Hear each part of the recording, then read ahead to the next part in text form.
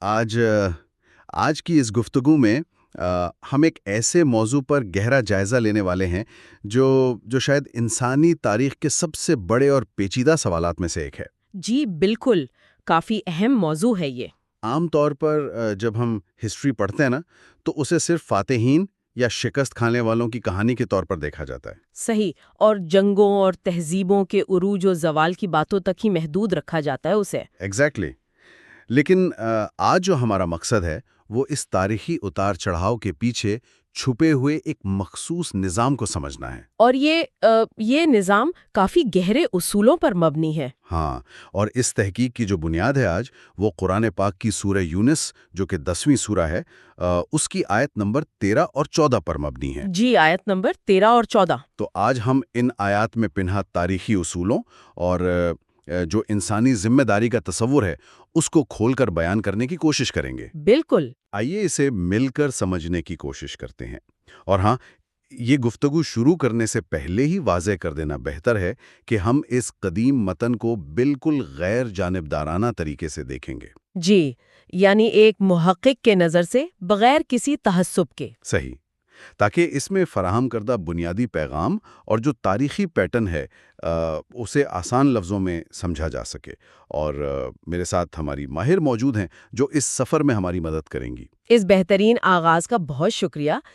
واقعی جب ہم اس متن پر غور کرتے ہیں نا تو معلوم ہوتا ہے کہ یہ صرف چند ماضی کی تباہ شدہ قوموں کی داستان نہیں ہے۔ یعنی محض کہانیاں نہیں ہیں۔ بالکل نہیں، یہ کہانیاں نہیں ہیں، بلکہ یہ تاریخ اور انصاف کی ایک وسیع تر، ایک بگر پکچر کی طرف اشارہ کر رہی ہیں۔ اچھا۔ یہ ہمیں ایک ایسا اصول سمجھانے کی کوشش کر رہی ہیں جو وقت اور مکان کی قید سے بالکل آزاد ہے۔ یعنی آج بھی اپلائی ہوتا ہے۔ جی ایگزیکٹلی۔ یہ آیت دراصل اس بات کا دعویٰ کرتی ہیں کہ نظام ہستی میں قوموں کا بننا اور مٹنا کسی اتفاق کا نتیجہ نہیں ہوتا۔ تو اس کے پیچھے واضح قوانین ہیں۔ ہاں، اس کے پیچھے واضح قوانین اور اسباب موجود ہیں۔ یہ آپ کہہ لیں کہ ایک کاسمک جسٹس یا خدائی انصاف کا ایک ایسا فریم ورک ہے جو آج بھی اتنا ہی ریلیونٹ ہے جتنا ہزاروں سال پہلے تھا۔ اچھا، تو پھر چلیے سیدھا آیت نمبر 13 کی طرف چلتے ہیں جہاں سے اس پوری بحث کا آغاز ہوتا ہے۔ جی بالکل، شروع کرتے ہیں۔ آیت کا جو ابتدائی حصہ ہے وہ کہتا ہے کہ وَلَقَدْ أَهْلَكْنَا الْقُرُونَ مِن قَبْلِكُمْ، یعنی ہم نے تم سے پہلے کی قوموں کو تباہ کیا۔ اب بظاہر دیکھا جائے تو یہ ایک بہت سیدھا سا جملہ لگتا ہے۔ صحیح۔ کیونکہ تاریخ میں قوموں کا مٹ جانا ایک بہت عام بات ہے۔ ہم نے عظیم مصری، رومی اور بابلی تہذیبوں کے خنڈر دیکھے ہیں۔ جی، آثار قدیمہ بھرے پڑے ہیں ایسی مثالوں سے۔ بالکل، لیکن یہاں میرا ایک سوال ہے۔ جی پوچھیں۔ تاریخ تو ہمیشہ جیتنے والے لکھتے ہیں نا؟ ہاں، یہ ایک بہت کامن مقولہ ہے۔ تو ہم یہ کیسے طے کریں کہ جو قومیں مٹ گئیں ان کی تباہی کی وجہ ان کی کوئی ایکس فیکٹر تھی، یا وہ بس فوجی اور معاشی طور پر کمزور تھے اور طاقتور قوموں نے انہیں مٹا دیا؟ اس متن میں اس مٹا دیے جانے کی یعنی تباہی کی اصل وجہ کیا بتائی گئی ہے؟ اصل میں یہی تو اس فلسفے کا سب سے دلچسپ حصہ ہے، اور آپ نے بہت درست پوائنٹ اٹھایا ہے۔ شکریہ۔ دیکھیں، انسانی تاریخ کمزوری اور طاقت کے پیمانے پر پھیلے بناتی ہے، لیکن یہ متن ایک بالکل مختلف پیمانہ پیش کرتا ہے۔ کیسا پیمانہ؟ یہاں تباہی کی وجہ فوجی کمزوری یا وسائل کی کمی بالکل نہیں بتائی گئی۔ اگلے ہی الفاظ میں اصل وجہ آتی ہے، جو کہ ہے ظالمہ ظلامو، جس کا مطلب ہے جب انہوں نے ظلم کیا۔ جی، یہ دو الفاظ اس پورے تاریخی نظام کی بنیاد ہیں۔ اس کا مطلب یہ ہے کہ کسی بھی تہذیب کی تباہی بے مقصد یا بے تکی نہیں ہوتی۔ صحیح۔ ایسا نہیں ہوتا کہ اچانک کوئی آفت آئی اور سب کچھ بغیر کسی وجہ کے مٹ گیا۔ لیکن جب ہم یہ لفظ ظلم سنتے ہیں تو ذہن میں سیدھا قتل و غارت، خون خرابہ یا کسی ظالم بادشاہ کا تصور آتا ہے۔ ہاں، عام طور پر یہی سمجھا جاتا ہے۔ تو کیا یہاں صرف فزیکل وائلنس کی بات ہو رہی ہے؟ بالکل نہیں، اور یہاں پر آ کر سماجیات اور تاریخ کا ایک بہت گہرا رابطہ سامنے آتا ہے۔ اچھا۔ زبان کے اعتبار سے ظلم کا مطلب ہے کسی چیز کو اس کی درست جگہ سے ہٹا کر غلط جگہ رکھ دینا۔ غلط جگہ رکھ دینا۔ جی، اسے آپ مس پلیسمنٹ آف جسٹس یا اسٹرکچرل امبیلنس کہہ سکتے ہیں۔ مطلب اجتماعی سطح پر ناانصافی۔ ایگزیکٹلی۔ یعنی ناانصافی، حدود سے تجاوز، انسانی حقوق کی مسلسل پامالی اور وسائل کی غیر منصفانہ تقسیم۔ صحیح۔ اور اس کے علاوہ فطرت کے بنائے ہوئے نظام میں بگاڑ پیدا کرنا بھی ظلم ہے۔ اسے ہم ایک عمارت کی مثال سے سمجھتے ہیں۔ جی ضرور۔ اگر ایک عظیم شان عمارت کی بنیاد میں ناقص مٹیریل استعمال ہوا ہو اور انجینئر نے فزکس کے اصولوں کو نظر انداز کر دیا ہو تو عمارت کا گرنا تو طے ہے پھر؟ بالکل، وہ عمارت ایک دن گر جائے گی، اور اس کا گرنا کوئی اتفاق یا بدقسمتی نہیں ہے۔ صحیح۔ وہ اس ظلم کا نتیجہ ہے جو اس کی ساخت کے ساتھ کیا گیا۔ یعنی اسٹرکچرل ویکنس۔ جی، تو جب کوئی قوم اجتماعی طور پر اس ظلم کو، یعنی اس اسٹرکچرل امبیلنس کو اپنا لیتی ہے تو وہ اندر سے کھوکھلی ہونے لگتی ہے اور اپنی تباہی کا راستہ خود ہموار کرتی ہے۔ ایگزیکٹلی۔ یہ مثال واقعی بہت وضاحت فراہم کرتی ہے کہ ظلم محض ایک فرد کا فیل نہیں بلکہ ایک سسٹمک فیلئر ہے۔ جی، بہت بڑی بات ہے یہ۔ لیکن یہاں ایک اور سوال پیدا ہوتا ہے میرے ذہن میں۔ جی بتائیں۔ اگر ایک عمارت کمزور بن گئی ہے تو گرنے سے پہلے اس میں دراریں یعنی کریکس تو پڑتی ہیں نا؟ صحیح، بالکل پڑتی ہیں۔ یعنی کیا ان قوموں پر اچانک عذاب آ گیا یا انہیں سنبھالنے کا کوئی موقع دیا گیا تھا؟ کیونکہ اگر اچانک تباہ کر دیا گیا بغیر وارننگ کے تو یہ انصاف تو نہ ہوا۔ ایگزیکٹلی، اور یہی بات آیت کے اگلے حصے میں آتی ہے۔ اچھا۔ متن صرف ظلم پر بات ختم نہیں کرتا، اگلا حصہ کہتا ہے وَيَأْتُهُمْ رُسُلُهُمْ بِالْبَيِّنَاتِ، اور ان کے پاس ان کے رسول واضح دلائل لائے۔ جی، یہ حصہ اعلیٰ ترین انصاف کے تقاضے کو پورا کرتا ہوا محسوس ہوتا ہے۔ یعنی صرف ظلم کرنے پر فوراً تباہی نہیں آئی۔ یہ جو لفظ ہے نا بینات، جی، یہ بین سے نکلا ہے۔ جس کا مطلب ہے واضح۔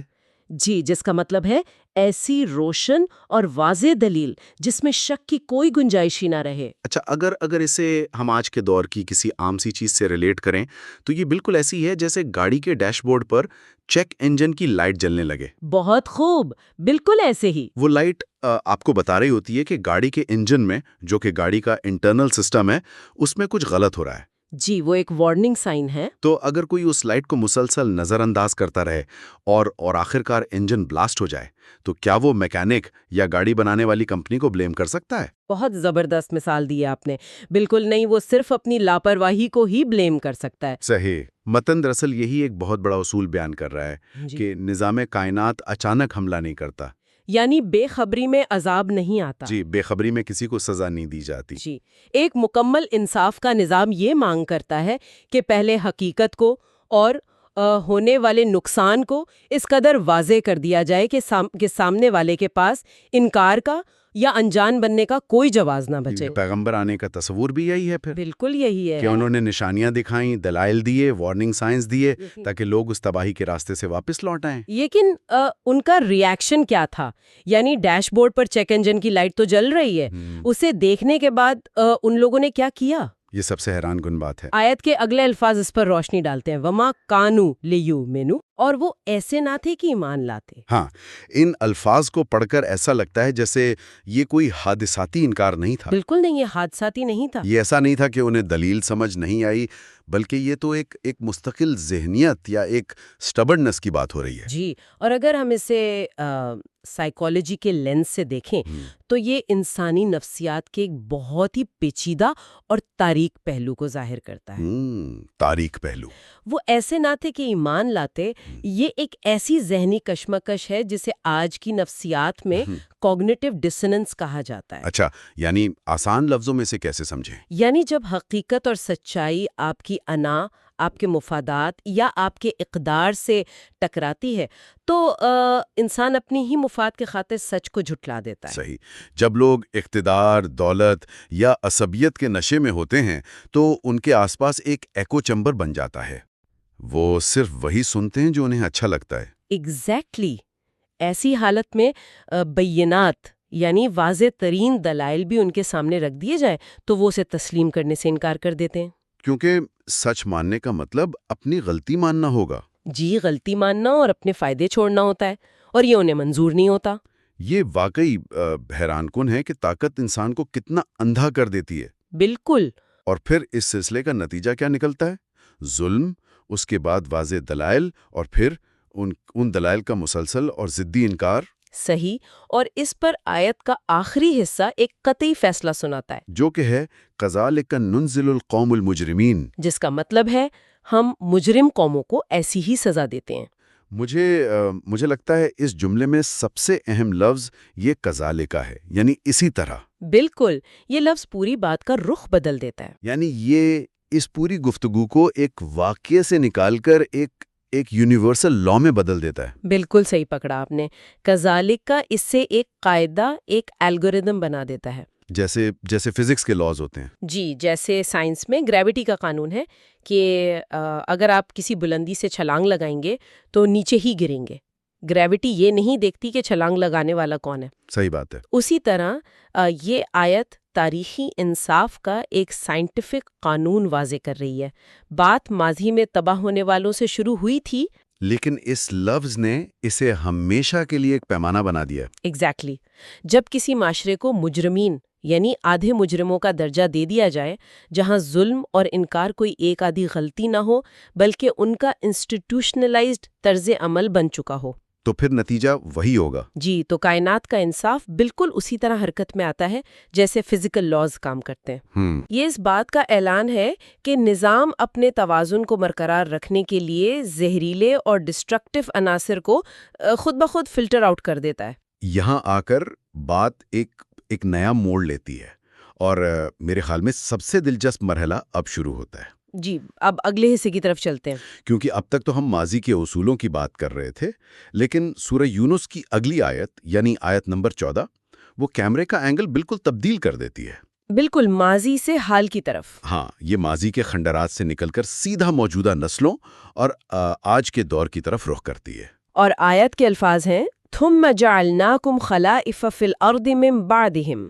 جس کا ترجمہ ہے پھر ہم نے ان کے بعد تمہیں زمین میں جانشین بنایا۔ جی، جانشین۔ تو یہ جو جانشینی یا سکسیشن کا فلسفہ ہے، اسے تھوڑا اور کھولیں ہمارے لیے۔ یہ تاریخ کو دیکھنے کا کیا نیا زاویہ دے رہا ہے؟ اس میں سب سے وزنی لفظ خلیفہ ہے۔ یہ خلیفہ کی جمع ہے، جس کا مطلب ہوتا ہے بعد میں آنے والا یا کسی کی جگہ لینے والا۔ صحیح۔ جب اس متن میں یہ کہا جاتا ہے کہ ہم نے تمہیں زمین میں جانشین بنایا، تو دراصل یہ اس بہت ہی عام انسانی غلط فہمی پر وار کر رہا ہے جسے ہم ایلوژن آف پرماننس کہتے ہیں۔ ایلوژن آف پرماننس یعنی ہمیشہ رہنے کی خوش فہمی۔ ایگزیکٹلی۔ ہر عروج پانے والی تہذیب کو یہ خوش فہمی ہوتی ہے کہ اب ان کا اقتدار ہمیشہ کے لیے ہے۔ انہیں لگتا ہے کہ بس اب ہسٹری یہاں آ کر رک گئی ہے۔ صحیح، اسے ہسٹری کی زبان میں اینڈ آف ہسٹری فیلسی بھی کہتے ہیں شاید۔ جی بالکل وہی، جیسے ایک ریلے ریس ہوتی ہے نا۔ ہاں، یہ مثال بالکل فٹ بیٹھتی ہے یہاں۔ ریلے ریس میں ہر کھلاڑی ٹریک پر بھاگتے ہوئے آگے والے کو اپنا بیٹن یعنی وہ جو سٹک ہوتی ہے وہ پکڑاتا ہے۔ صحیح۔ لیکن ٹریک کسی کا نہیں ہوتا۔ ایک کھلاڑی کا وقت ختم ہوتا ہے تو وہ ٹریک سے باہر ہو جاتا ہے اور دوسرا بھاگنا شروع کر دیتا ہے۔ یہی اس تصور کا اصل مغز ہے۔ زمین کی حیثیت بالکل ایک ریلے ٹریک کی سی ہے۔ قومیں آتی ہیں، اپنے اعمال کی ریس مکمل کرتی ہیں اور پھر دوسری قوموں کے لیے راستہ چھوڑ کر نکل جاتی ہیں۔ صحیح۔ کسی کو بھی یہ سمجھنے کی غلطی نہیں کرنی چاہیے کہ وہ اس زمین کا آخری یا مستقل مالک ہے۔ لیکن لوگ سمجھتے تو یہی ہیں۔ ہاں، ماضی کے فرمان روا فراعنہ مصر اور عظیم بادشاہ بھی اپنے تخت پر بیٹھ کر یہی سوچتے تھے کہ ان کی بنائی ہوئی عمارتیں اور ان کی سلطنت قیامت تک قائم رہے گی۔ لیکن آج ان کا وجود کہاں ہے؟ صرف آثار قدیمہ کی کتابوں میں اور میوزیم کے شیشوں کے پیچھے۔ واقعی۔ تو خلائف کا لفظ آج کے حکمرانوں اور عام انسانوں کو یہ یاد دلا رہا ہے کہ تمہارا وجود اوریجنل نہیں ہے، تم صرف کسی کے چھوڑے ہوئے خنجر پر نئی عمارت بنا کر بیٹھے ہو۔ اچھا، اگر ایک قوم کو ہٹا کر دوسری کو لایا گیا ہے اور نئے آنے والوں کو مستقل مالک بھی نہیں بنایا گیا ہے، صحیح، تو پھر اس پورے پاور شفٹ کا اس ریلے ریس کا مقصد کیا ہے؟ یہ بہت گہرا سوال ہے، کیونکہ آیت اس پوائنٹ کو آخری حصے میں آ کے بالکل واضح کر دیتی ہے۔ بالکل۔ الفاظ ہیں لِنَنْظُرَ كَيْفَ تَعْمَلُونَ، یعنی تاکہ ہم دیکھیں تم کیسا عمل کرتے ہو۔ یہ جملہ تو بالکل حیران کر دینے والا ہے۔ یعنی یہ نہیں کہا گیا کہ ہم نے تمہیں طاقت دی تاکہ تم کامیابی کا جشن مناؤ یا اپنی دھوم مچاؤ۔ بالکل نہیں. بلکہ یہ تو ایک بہت ہی گہری آزمائش کی طرف اشارہ کر رہا ہے. اور اسی مقام پر آ کر اس پوری تحقیق کا آپ کہہ لیں کلائمیکس آتا ہے. صحیح. جب یہ کہا جاتا ہے کہ تاکہ ہم دیکھیں تو اس کا مطلب یہ ہے کہ زمین کا ملنا، اقتدار ملنا یا ٹیکنالوجی اور وسائل میں آگے نکل جانا، یہ سب کوئی انعام نہیں ہے. جبکہ ہم تو عام طور پر یہی سمجھتے ہیں. جی، ہم سمجھتے ہیں کہ اگر دنیا میں کسی قوم کا ڈنکا بج رہا ہے تو اس کا مطلب ہے وہ حق پر ہے یا انہیں انعام مل گیا ہے. صحیح. لیکن متن بتاتا ہے کہ یہ فتح نہیں ہے، یہ ایک آبزرویشن فیز ہے، ایک سرویلنس چل رہی ہے. یعنی ٹیسٹ شروع ہو گیا ہے. یہ تو کلاس روم کے اس امتحان کی طرح ہے جہاں امتحانی پرچہ ہاتھ میں آنے کا مطلب پاس ہونا نہیں ہوتا. پرچہ ہاتھ میں آنے کا مطلب ہے کہ اب ٹیسٹ شروع ہو گیا ہے. یعنی عروج ملنا اصل میں آزمائش کی شروعات ہے، پاس ہونا نہیں. بالکل صحیح سمجھے آپ. اور آزمائش کس چیز کی ہے؟ کیف تعملون، تم کیسا عمل کرتے ہو. ایگزیکٹلی. اور اسے اب آپ آیت نمبر 13 کے ساتھ کنیکٹ کریں. وہاں ماضی کی قوموں کی تباہی کی وجہ ان کا فیل یعنی ان کا ظلم بتایا گیا تھا. جی، اور اب آیت نمبر 14 میں موجودہ لوگوں کو زمین اس لیے دی جا رہی ہے تاکہ ان کا عمل دیکھا جائے. پیٹرن بہت کلیئر ہے. دیکھیے پیٹرن کیسا کنیکٹ ہوتا ہے. یہ دیکھنے کے لیے کہ کیا یہ نئے آنے والے پچھلی قوموں کی غلطیوں سے سبق سیکھتے ہیں یا انہی پرانے غلط راستوں پر چلتے ہیں. صحیح. اگر نئے لوگ بھی اقتدار اور طاقت پا کر وہی انجسٹس، وہی ظلم اور وہی انکار کا رویہ اپنا لیں تو یہ بالکل واضح ہے کہ کذالک ولا یونیورسل قانون ان پر بھی لاگو ہو جائے گا. یہ واقعی انسانی نفسیات میں ایک بہت بڑا پیراڈائم شفٹ لانے والی بات ہے. بالکل. یعنی جب کوئی فرد یا کوئی قوم اس نظریے سے دنیا کو دیکھتی ہے تو اس کا غرور ٹوٹ جاتا ہے. صحیح بات ہے. پھر انسان اپنے آس پاس کی طاقت اور آسودگی کو اپنا حق سمجھنے کے بجائے ایک امانت اور ایک ٹیسٹ سمجھنے لگتا ہے. اور اسی تبدیلی کی دنیا کو ضرورت ہے. یہ متن ہمیں سکھاتا ہے کہ تاریخ ایک اندھا نظام نہیں ہے. اس نظام میں احتساب اور انصاف دونوں مستقل کام کر رہے ہیں. اور تاکہ ہم دیکھیں، یہ یاد دلاتا ہے کہ احتساب جاری ہے. جی، تاکہ ہم دیکھیں، اس بات کی یاد دہانی ہے کہ تمہاری ہر پالیسی، تمہارا ہر فیصلہ اور تمہارا ہر رویہ ریکارڈ ہو رہا ہے. آئیے آج کی اس گہرائی سے بھری گفتگو کا ایک مختصر خلاصہ سامنے رکھتے ہیں تاکہ بات سمیٹنا آسان ہو. جی ضرور. آج ہم نے دیکھا کہ تاریخ میں قوموں کے عروج و زوال کا ایک بہت ہی ناپا تلا اور ٹھیک اصول موجود ہے. بالکل ایک یونیورسل لا ہے. پچھلی تہذیبیں اس لیے نہیں مٹیں کہ ان کا ملٹری بجٹ کم تھا یا ان کے پاس ٹیکنالوجی نہیں تھی. جی صحیح. وہ اس لیے تباہ ہوئیں کیونکہ انہوں نے ظلم کو یعنی ناانصافی اور سٹرکچرل امبیلنس کو اپنا شعار بنایا. اور اس پر مزید یہ کہ انہیں سمجھانے کی کوشش بھی کی گئی. ہاں، اور جب انہیں بینات یعنی کلیئر پروفز دیے گئے تو انہوں نے ضد اور انا میں ان کا انکار کر دیا. جی، کوگنیٹیو ڈسوننس کا شکار ہو گئے. اور دوسرا سب سے اہم سبق یہ ملا کہ آج جو نسلیں زمین پر موجود ہیں وہ مالک نہیں ہیں، وہ صرف خلائف یعنی سکسیسرز ہیں. اور ان کی موجودگی ایک امتحان ہے تاکہ ان کے اعمال کو پرکھا جا سکے. اگر ان آیات کو براڈر اسپیکٹرم میں دیکھا جائے تو یہ علم کسی بھی شخص کے پرسپیکٹو کو تبدیل کر دینے کی طاقت رکھتا ہے. بالکل صحیح. اقتدار یا وسائل کا قبضہ اب کامیابی کی علامت نہیں رہتا بلکہ ایک اہم اور سنگین ذمہ داری بن جاتا ہے. صحیح. تاریخ کے خنڈر صرف ٹورسٹ اٹریکشنز نہیں ہیں، یہ ٹھوس دلائل ہیں کہ جب بھی طاقت اور ظلم اکٹھے ہوتے ہیں تو وقت اس قوم کو مٹا کر نئی لوگوں کو لے آتا ہے. اس پوری تاریخی اور نفسیاتی گفتگو کے بعد اب ایک نہایت ہی اہم سوال جنم لیتا ہے جس پر شاید ہم سب کو اور زیادہ غور کرنے کی ضرورت ہے. جی، وہ آخری سوال ضرور سامنے آنا چاہیے. چونکہ یہ متن یہ بالکل واضح کرتا ہے کہ آج کے موجودہ لوگ صرف اور صرف جان نشین ہیں. صحیح. اور ان کے اعمال کی کڑی نگرانی ہو رہی ہے تو سوچنا یہ ہے کہ آنے والی نسلیں جو کل ہماری جگہ اس ٹریک پر بھاگنے کے لیے اتریں گی وہ ہمارے چھوڑے گئے اس ورثے کو کس پیمانے پر پرکھیں گی. یہ واقعی وہ مقام ہے جہاں پاسٹ، پریزنٹ اور فیوچر آ کے جڑ جاتے ہیں. اگر تاریخ کا یہ ریلے ریس والا سلسلہ ایسے ہی چل رہا ہے اور آگے بھی چلے گا تو یہ وقت خود احتسابی کا ہے. بالکل. آج کی اس ایڈوانسڈ دنیا میں وہ کون سے چیک انجن لائٹس ہیں، وہ کون سے بیانات ہیں جنہیں ہم لوگ مسلسل نظر انداز کر رہے ہیں؟ کیا ہم پھر سے وہی غلطیاں کر رہے ہیں؟ کیا پاور پالیٹکس اور ویلتھ کی اس ریس میں آج کا انسان پھر سے وہی پرانی غلطیاں نہیں دہرا رہا جو پچھلوں نے کی تھیں؟ یہی وہ گہرا اور چبھنے والا سوال ہے جس کے ساتھ ہم آج کے اس گہرے جائزے کو اسی فکریہ مقام پر روکتے ہیں۔ صحیح، اور اس پر غور کرنا ہر انسان کی ذمہ داری ہے۔ کیونکہ حقیقت یہ ہے کہ اگر تاریخ اپنے آپ کو دہراتی ہے تو اس نظام کے اصول آج بھی نہیں بدلے۔ ان نشانیوں پر سوچ وچار کرتے رہنا بے حد ضروری ہے۔ جو بالکل۔